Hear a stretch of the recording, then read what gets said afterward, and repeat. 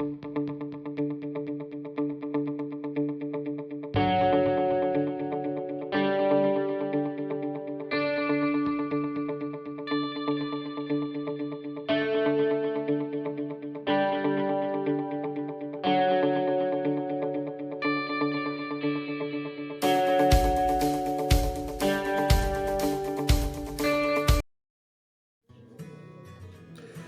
के बारे में हम लोगों में मिक्स्ड रिएक्शन होती है। कुछ लोग इसे पसंद करते हैं और कुछ नहीं। लेकिन फ्रेंड्स, विंटर सीजन में आपने अपनी लोकेलिटी और एक्विंटेंसेस में हार्ट अटैक और स्ट्रोक्स के मामलों में बढ़ोतरी देखी ही होगी। नमस्कार, मैं डॉक्टर मधुर जैन हूँ और मैं एक हार्ट स्पेशलिस्ट हूँ। एक्चुअली यह बढ़ोतरी सराउंडिंग्स में तापमान में गिरावट के कारण होती है, जो कि ह्यूमन बॉडी की फिजियोलॉजी या नॉर्मल फंक्शनिंग को अफेक्ट करती है। साइंटिफिक रिसर्चेज में विंटर्स में हार्ट अटैक के केसेस में अराउंड 31 to 33% तक और स्ट्रोक्स के केसेस में अप टू 11% तक बढ़ोतरी देखी गई है। जैसे जैसे तापमान गिरता है, हमारे शरीर में ब्लड वेसल्स टाइट हो जाती है, या साइंटिफिक लैंग्वेज में कहें तो कॉन्स्ट्रिक्ट हो जाती हैं या सिकुड़ जाती हैं, जिससे बॉडी में ब्लड फ्लो तेज हो जाता है, जिससे कि हमारी बॉडी को गर्म रहने में मदद मिलती है। लेकिन इन कंस्ट्रिक्टेड या सिकुड़ी हुई ब्लड वेसल्स में ब्लड को पुश करने के लिए हमारे हार्ट को बहुत अधिक मेहनत करनी पड़ती है। इसी वजह से विंटर्स में अक्सर ब्लड प्रेशर ज्यादा रहता है। ब्रेन की ब्लड वेसल्स भी सिकुड़ जाती हैं, जिससे स्ट्रोक्स के चांसेस बढ़ जाते हैं।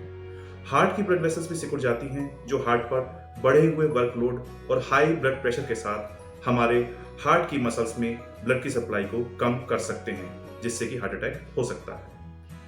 और समर्स में तो हम पसीने के रूप में एक्स्ट्रा वाटर निकालते हैं, जो कि विंटर्स में नहीं हो पाता, और हमारी बॉडी में सॉल्ट और फ्लूइड की मात्रा बढ़ जाती है, जिससे again blood pressure, heart failure और हार्ट अटैक में इंक्रीज हो सकती है। विंटर्स में केमिकल एंड हार्मोनल वेरिएशंस में चेंजेस होने के कारण कोलेस्ट्रॉल और क्लॉटिंग फैक्टर्स के लेवल बढ़ जाते हैं, और हमारे ब्लड में जो प्लेटलेट्स होते हैं वो भी ज़्यादा चिपचिपे या स्टिकी हो जाते हैं। और ब्लड वेसल्स जो पहले से सिकुड़ी होती हैं, उनमें ब्लड में क्लॉट्स की प्रोबेबिलिटी इन सब कारणों की वजह से बढ़ जाती है, जिसकी वजह से हार्ट अटैक और स्ट्रोक्स हो सकते हैं। Tendency to stay indoors, increase food and calorie intake and decrease physical activity can induce physical changes in body in the form of weight gain, which again is a risk factor for heart attack and strokes along with others. Ambient air pollution भी risk को बढ़ाता है, और winters में ज्यादातर घर के अंदर होने के कारण विटामिन डी की कमी भी कॉमन है, which can indirectly contribute to the risk. Elderly, alcoholics, smokers, and people with sedentary lifestyle are more at risk. Winters में हार्ट अटैक एंड स्ट्रोक के इंक्रीज्ड रिस्क को कम करने के लिए You should reduce your exposure to cold.